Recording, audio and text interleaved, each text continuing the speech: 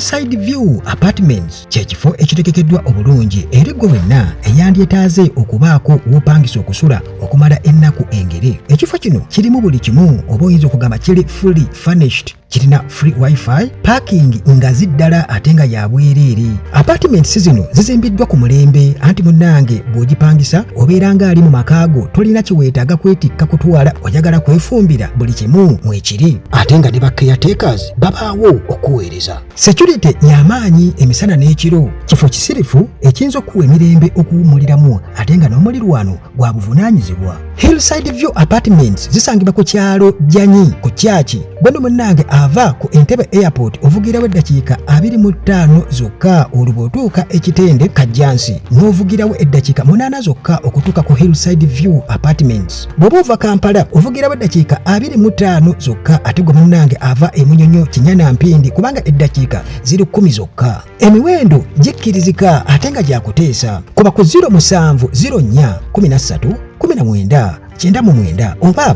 07707198. Amaziga, essanyu,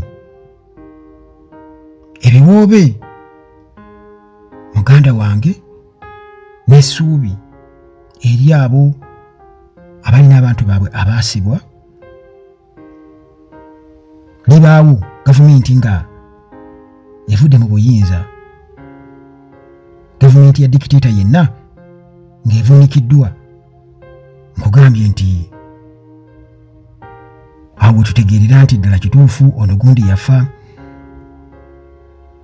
abo bonna bamiisinga, oba oliawo ne baddamu okubeera nga balabika, nti abantu baddamu okubeera nga balaba abantu baabwe.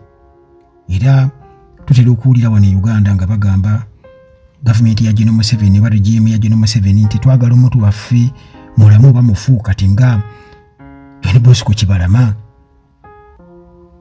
Naye munnange njagala okubabuulira nti gwe wenna awagira zi gavumenti ezo eziwagira badikiteta, muganda wange, oyinza okuba okikola lwa butamanya naye nga kiba kibi ddala ddala. Newankubadde nga General Museveni ye agamba nti Amerika ne banywanyi baayo bandibadde tebeyingiza mu byabufuzi wano ebya Uganda oba ebya Africa kubanga muffe tulina sitayiri eyaffe. Naye ekibadde Syria kyongedde okubeera nga kituzibula amaaso era nga kitulaga nti mu butuufu omuntu yalibadde mu buyinza emyaka 10 n'avaako. Ne tusobola okumanya abo bonna abanyigirizibwa abali mu makomera abaasibwa ku misango egitaliiyo olw'ebyobufuzi bonna ne bafuna eddembe lyabwe. Wano Uganda, ebiri e Uganda bifaanagana n'ebiri e Syria kubanga Museveni yakamala mu bukulembeze emyaka 40 mu buyinza, emyaka 40 yakamala mu buyinza emyaka 40 ng'atukalakata. Kati abantu bangi nnyo tetumanyi bayinza okuba baavundireyo mu makomera nti Kibalama bayinza okubanga nabo gye bali balamu oba oliawo, n'abalala be babanja nti gundi yabula, gavumenti yagamba nti abo badduka mu Uganda bagenda. Munnange waliyo omusajja ono amaze emyaka 40 mu kkomera, amaze emyaka 40 mu kkomera, bamukwata alina emyaka 18. Kati teebereza, emyaka 40 mu kkomera, bamukwata alina emyaka 18, agenza okuvayo nga alina emyaka 57. Omwami ono ayitibwa Ali Hassan Al-Ali, bamukwata 1986, ate gwe mwaka Museveni gwe yawambiramu wano e Uganda. Ne kati mu ggwanga erya Syria ono bamukwata 1986,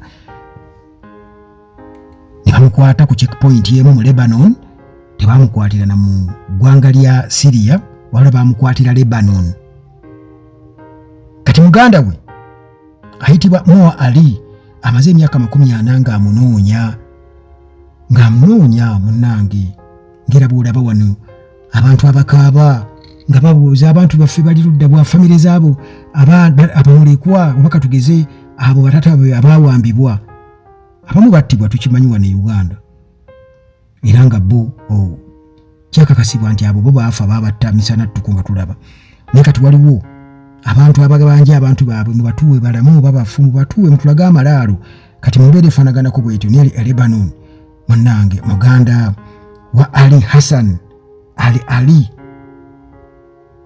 nga munoonya munnange mo Ali amaze emyaka 40 nga anoonya muganda we naye ng'awulira nti ayinza okuba ali eno gezaako eno bw'ato n'agenda n'agezaako eyo ne batamuwa information gezaako eno nga bwe tukiraba wano e Uganda otambula ogenda omunoonya buli wamu yagenda amunoonya buli wamu nga bonoga ati yima kindi n'ogenda n'ogenda embiya n'ogenda wano nga yonna munnange bakubuulira bitakwatagana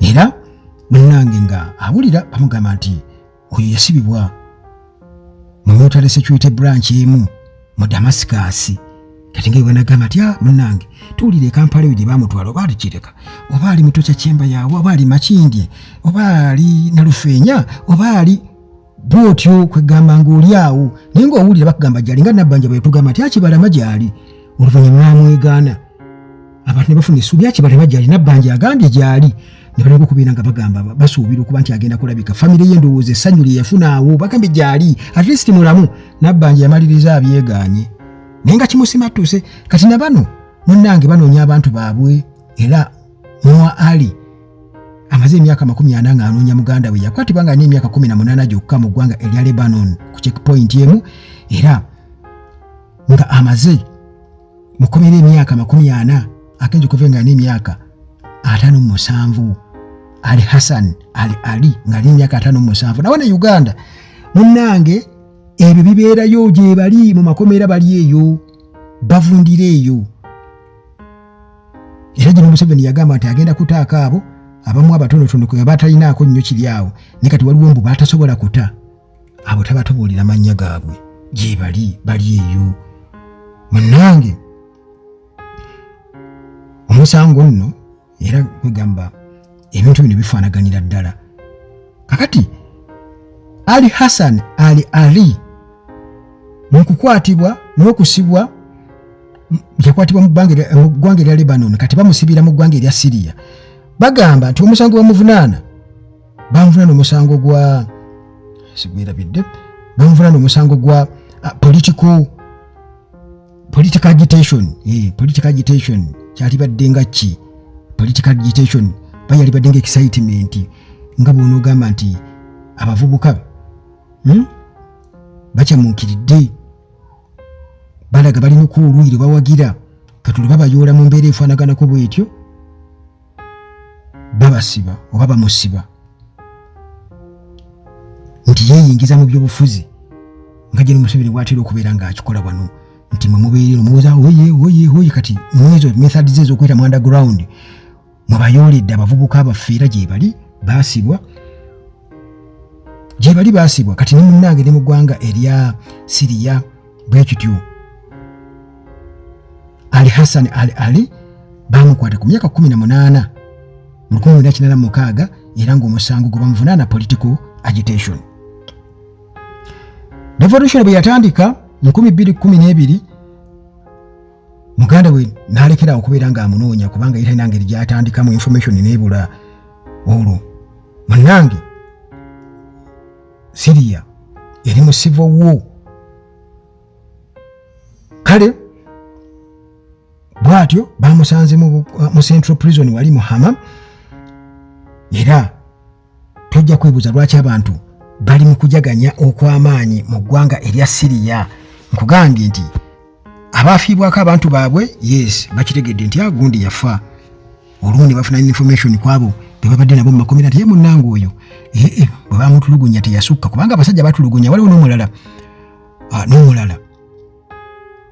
abadde ayogera wano namulabye ayogera ng'agamba nti abantu bangi nnyo battibwa kumpi mu lutalo luno abantu abali eyo mu kitundu kyakakadde battibwa bangi nnyo mu makomera abaasibwa n'ekigambibwa okuba nti abaafiirwa mu makomera bali eyo nga 10,000 baafa mu government prisons era kigambibwa nti waliwo omwami omu ayitibwa Mazen Alhamada. Ono naye yakwatibwa n'asibwa 2011 bayingira mu kwekalakaasa era aba Air Force be bamukwata mu 2012 olwo ne basooka bamuteeka amakomera ga gavumenti gali amazibwa ennyo. Kati olwo omwami ono agamba nti bamutulugunya mu ntulugunya gy'atalabangako, nti baatuukanga n'okubuuka ng'ofiisa bw'anakuteeka wansi n'abuuka n'agagatto ge n'akulinnyalinnya n'atuuka n'okumenyeka embiriizi, kigamba ng'omusajja akubuukirabuukirako nga bw'onooteekawo mufaliso n'oba bouncing castle n'obuukabuuka. Naye mbwe kyasinga munnange okumumalamu amaanyi nti bamubuukirabuukira nkokale wakiri ng'oba akyagaanye okwogera okugamba okuddaawo okukkiriza emisango gye bamugwetekako nga bwalaba wano e Uganda Basirivia Lutaaya bwe babakola. Naye munnange nti ofiisi omu yakwata akagoogwa n'agenda amusiba ku mipiira n'amyumyula, awo n'alaajana n'akkiriza emisango. Era kukakkana bwe batyo nga bamutadde nga bw'olaba Basirivia Olivia Lutaaya n'addukira mu ggwanga erya Netherlands. N'addukira eyo gye yasinzira okubeera nga awa sitoore ye n'abakakasa nti munnange abantu bali eyo babonaabona mu mbeera etategeerekeka. Kakati wano e Uganda Mutocha Chambers nti abasajja baamutwalanga baamukubanga buli lunaku alina okukubwa bwe bamubuukirabuukirako, ate nga amakomera gali mu mbeera mbi nnyo era abantu bangi nnyo baafiirayo. Abantu abali mu mitwalo 10 n'omusobyo bafiiridde mu makomera ga Siriya okussa n'abo abasibiddwa ebbanga nga abantu babe babava nako ng'essuubi lyali liweddeyo. Kati ne wana Uganda bannaffe gye bali mu makomera, bannaffe gye bali Mukama Katonda abo baasobodde okubeera ng'akwatirako, ate abamu baabatta. Kati ng'ono gwe baasiba emipiira, abasajja nga bataddeko basibako akaguwa ne basika ne bamyumyula n'olaaja nakkiriza nno ogenda kukkiriza misango. Kati ne wano Uganda osanga obulumi obwo abantu abamu tebasobodde kubeera aba tebasobola kubeera nga babugumiikiriza, era munnange bwe batyo baafa abamu. Naye gavumenti bw'evaako essuubi libaawo, ng'era abantu bwe bagamba nti mutubuulire oba omuntu waffe yafa, abantu bakitegeera. Era abantu baabo abaabulwako abantu baabwe bagenda mu makomero kubeera nga babanoonya, abamu bajja basangayo nga balwadde tebasobola alina okutambula nga beetagatwala mu malwaliro, enjala n'ebintu ebirala. Kakati munnange omuntu walwa mu buyinza, kati nga walaba gye Museveni waludde mu buyinza, njagala okukakasa nti Asadi gyali bino byonna abiraba. Era katugeze eggwanga ng'erya Russia nalyo byebiraba, batunuulira abantu ng'egye badde basibwamu nga bali eyo, kitegeeza nti nabo bakiraba nti mutuufu osanga eno ye cause lwaki abantu babadde tebaagala gavumenti, era yensonga lwaki bagivuunise. Nabaana Uganda nti causes zezimu ez'aba dictators nti bakola ebintu byebimu ebikolobero byebimu ate ne beewaana n'okwewaana. Kwajja ne Museveni ye yeewaanira ddala era n'akakasa lwakuba nti ye yagakakasa nti gurupu ya Kyagulanyi waakumalawo mmale. Era bangi nnyo kitegeeza munnange baalusuula mwakaba. Mwalaba abantu abamu nga bajja basibwako emisango wano e Uganda ku mulembe gwa Lokech, era nga bakubwa bukubi masasi nga tebabawadde na mukisa kubeera nti beewozaako. Babakuba abantu balaba. Kakati ate olwo bali abali eri be bakutte obukwasi nga basobola n'okugamba nti mutubuulire abaamukwata be baliwa. Mwabalaba emmotoka mwagikwata ennamba kuba gye ne Museveni bw'atyo be yagamba. Balina okubeera nga abantu bawa obujulizi bagambe nti gundi ne gundi gy'obeera nti abatta abantu mu kwekalakaasa kwa 2020 yabavunaana. Okitegeera. Kale kwegamba dikiteeta yenna emizeje gye gimu okusobola okwenyereza mu buyinza alina okubaako batta, alina okubaako baatulugunya, alina okubaako baalemesa obulamu ne badduka eggwanga mu ngeri y'okubaziba emimwa. Kati gwagezaako kuba nga ayogera oba nga bwe naayogera wano, akitegeeza nti bwengwa mu mbi munnange Allah nga ngeredde, kiba kitegeeza abasajja bagenda kukuba nga bakubuuza lwaki owagira, katugeze wano bababuuza lwaki muwagira Bobi Wine. nga bakuba. Lwaki owagira Bobi Wine nga bakuba? Waliwo okukuba nno bakukuba yakayi nga bakufumita balina obuntu bwabwe bulinga n'ekata nga bakulumisa bwe bati bakusuna n'olu bw'anaakwata n'aluma n'asika tebeeza obulumi obwo ne bakubuukirako okukosa n'okukukebera emabega bajoozi bbomu musajja ngadda mabiga ddala wali ewayita bazuka naye wallahi nimba nga nalidde akawunga kaabwe kali kebakubanga bikongolye kubanga naye konga kebalya bagatewamu ebikongolye no kasoone bakuba kubanga tebakusuubira kubeera nti obeera mu comfort zone naye naakusanga nga wallahi wakalidde kali mu target kyetanga nga ali ati akanudde n'ogenda ota nawulira olu bannange mu butuufu abantu beetaaga okulowooza emirundi ebiri nga tebanakuwagira bintu bye batategeera naye omuntu okumala mu buyinza emyaka egyo gyonna kati nga General Museveni bw'aludde mu Uganda emyaka ku bufuzi wano emyaka gyegyo 40 kitegeeza nti mu makomera mulimu abantu abali eyo nga tebalina musango gwe bazza yadde n'ogumu naye nga tebasobola kufuna bwenkanya olw'embeera eriwo ey'obwannakyemalira n'enfuga etatambulira ku mateeka